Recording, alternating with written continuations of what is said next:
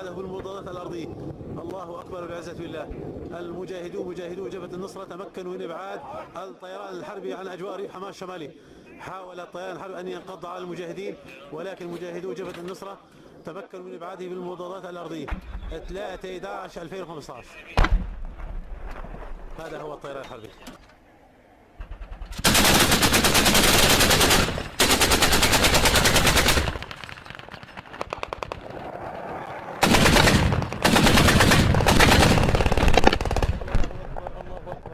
المجاهدون يتصدون، الله أكبر، المجاهدون يتصدون بالمضادات الأرضية. المجاهدون يتصدون بالمضادات الأرضية للطيران الحربي في الأجواء.